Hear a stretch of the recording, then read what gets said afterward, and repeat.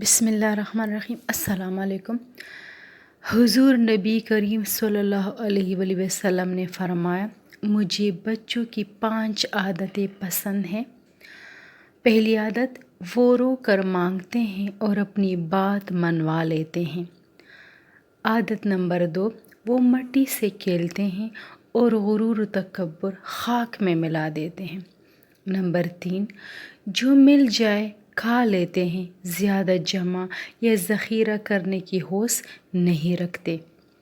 आदत नंबर 4, लड़ते हैं, झगड़ते हैं और फिर सुलह कर लेते हैं, यानी दिल में हसद, बग़्ज़ और कीना नहीं रखते।